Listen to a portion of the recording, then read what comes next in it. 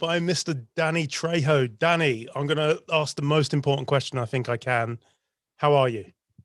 I'm blessed. Thank you so much. And God, it's great to be on this show. And where are we at? I'm in London. So I South love London. London. Yeah. I did the Muppets Most Wanted in London. You did? Yeah. How was that? Yeah. It was awesome. It was like so much fun. God, Was that a Pinewood?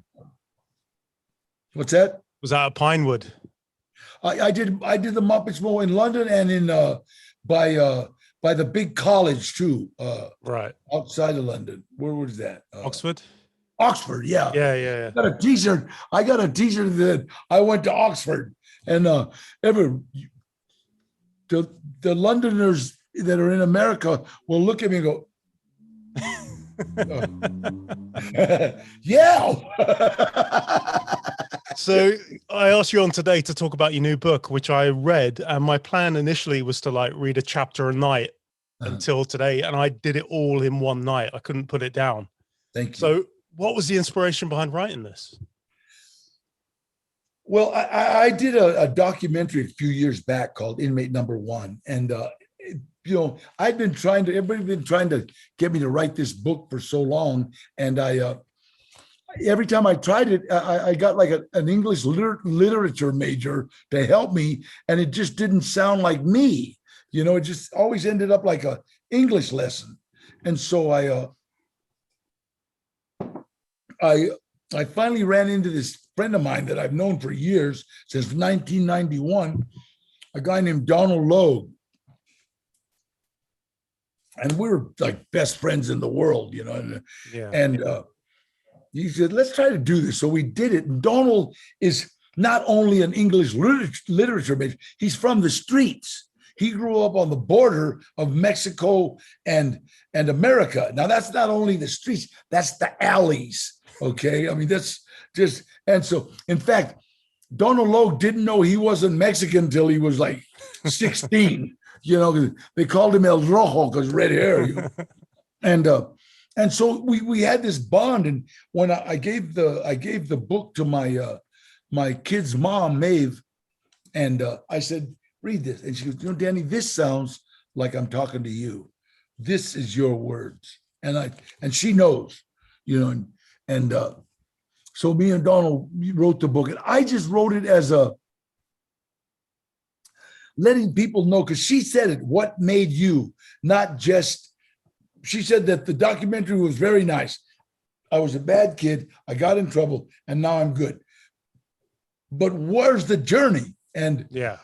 So it's like when I got into what my mom, my dad, and then it was almost like a purging for me. Do you understand? It was almost like purging.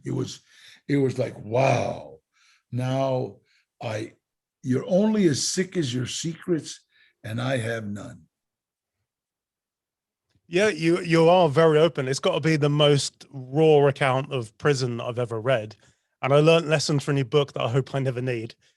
Yeah. But just what is your first day in prison like when you arrive there and like the shutters shut? Well, if you haven't been raised by the state, then it's a shock. I mean, I've watched people commit suicide.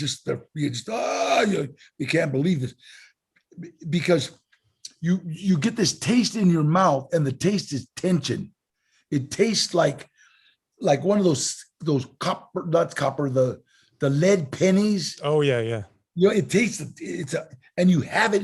It's like this, because it's and it doesn't, that no matter how tough you are, somebody wants to kill you. It's not about tough. And now, if you've grown up in the state, juvenile hall, camp, youth authority, prison. Do you understand? If you've grown up that way, then you'll walk into prison and you'll hear somebody, hey, Trejo, you're a bitch, And so, it's, so it's like, a lot of these people from different places, but still, when you walk into San Quentin, it is like the tension, the ghost of the people that have been beat to death, the ghost of the people that were stabbed, the ghost of the people that were shot and died in the gas. It's like they're all there, and they're all just like watching you, and it's like this unbelievable feeling of being squashed in a vice of tension, a vice of tension, and and you learn to live with that, or you die. Because you talk a lot in the book about a riot that started over a piece of bubblegum.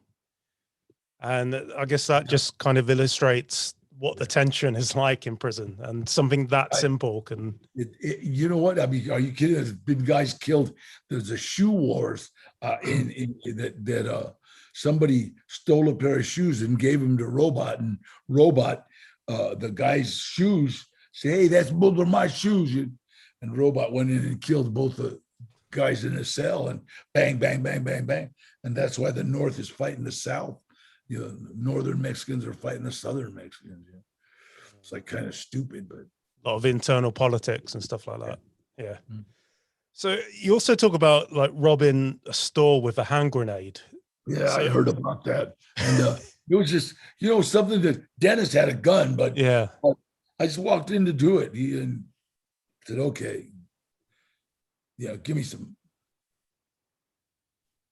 give me your money," and guy's looking at this hand trying to figure out, and gave me the money. It was only about $80, but no one's going to argue with you when you got a hand grenade. So what's going through your head at the minute when you walk in the store with that? What are you thinking? I might get some money. You might get some money. Oh. Yeah, it's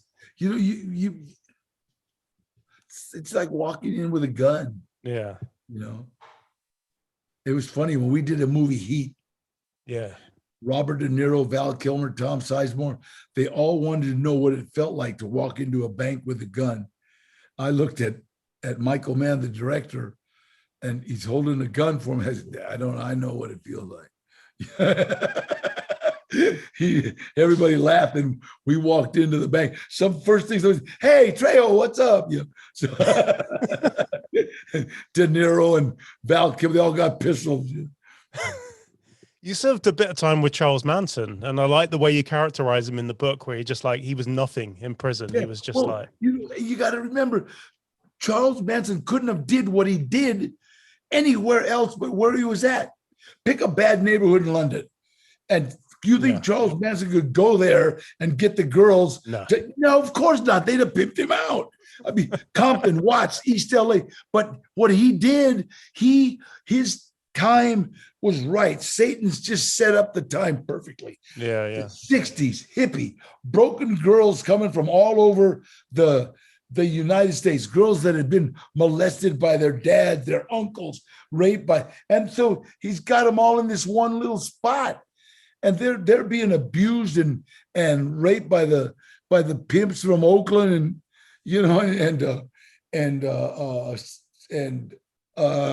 San Francisco. So Haight-Ashbury, free love, but somebody's not supposed to get paid for it anyway. So George Perry, my friend, who was also the first time he went to San Quentin was 1935. He told me about them girls. He said those girls they were like crying in the streets. They weren't like, Charlie said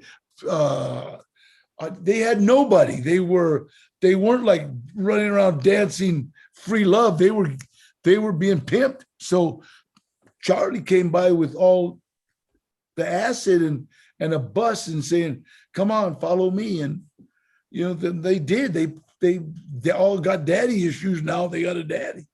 So it was kind of the perfect time for him. Yeah. But when we saw him in Vacaville, when he was doing those, how do you say it? When he was doing those, he was doing like the guided meditation for you, wasn't he? No. When he was doing the what do you call it? When he was doing those interviews in Vacaville after he killed everybody, and he's talking to and this is what we're doing, bro. We were slap that little bitch, because he just got us loaded on he was a hypnotist, and he got us loaded on on weed. And then I said, well, get me loaded on heroin. And two of us got loaded. One of us couldn't get loaded. And this is when I found out something about heroin. I said, well, how come he didn't get loaded, Charlie? He said, asked him, have you ever been loaded on heroin? He said, no. So, well, your mind doesn't know how to react. Oh, you needed that memory. Yeah, sure. You needed that memory, you know? And so, and you got to remember, most people will do anything for their drug dealer. And besides being a messiah, he was a drug dealer. So he got everybody drugs, you know? So, and I got to say, you know, when you're broken, you're broken. And I felt sorry for those little girls because the right time, Satan got them right at the right time and right space. Satan won that battle. It's sad. Moving on to a happier subject. My wife wanted me to ask you about Animal Crossing because she said that you're a massive fan.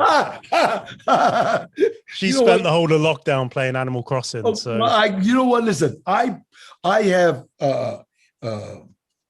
I helped raise a couple of autistic kids, right? Yeah. And Theo kept bugging me about do Animal Crossing, do Animal Crossing. Shut up, Theo, I don't want to do Animal Crossing. I mean, I don't know how to turn the computer on. I'll do it. And so, but my son came over and said, hey, Dad, these people want to pay you for this. Oh, really? Yeah, I'll get on. I told you. Yeah, but you didn't tell me they'd pay me. So I started doing, and I fell in love with Animal Crossing, and it was like so cool. And now I think they're trying to get a TV series with me as I thought. I was so cute. Tell your wife I said I went. Blah, blah, blah, blah, blah. All right, now this question comes from my mum. I've got her ask it because she's my mum. Okay. Con Air is her favorite film of all time. She wanted to know what that was like to work on. That was so funny. They got all the wannabe tough guys in Hollywood, right? And put them all on the same plane. And if somebody would spit, well, then somebody else would spit a little further. And put the everything was a contest. Everything. Testosterone ran crazy. Me and Rivera, we're the only two guys. We kind of step aside and just like, wait a minute, we don't get into this, you know. And Benny Urquidez, who was 5-time world champ kickboxer, was also John Cusack's sensei. And John Cusack is really tough. He's not just Hollywood. He can sling them. And Benny would always come pick me up at lunch and say, come on, let's get out of here. I go, what? Danny, you grew up with my brother Mondo. Mondo didn't play well with others. and he was a sore loser. And you're just like him. So me and Benny would kind of sit lunch out. It was a good time. I had a blast, man. It was fun. Nicolas Cage, everybody's talking about how tough they were. Nicolas Cage one time said, hey, the only one I'd be scared of to meet in an alley was Danny Trejo. All you other guys are full of shit. Danny, I could ask you another 100 questions. I've got loads I want to ask you, but I know you're very busy, so I'm going to let you get on. The book's out now. I really enjoyed it. I highly recommend it to people. And you've got the book there. There it is. Trejo, My Life of Crime, Redemption, and Hollywood. I highly recommend it. Danny, next time I'm in LA, I'm going to pop by your taco place. Please, and get some tacos. please, tell them to call me. I'll be there. If I'm not there, tell them to call me. Will do, mate. Thank you very much for this. Thanks for your time. Really appreciate it. Thank you.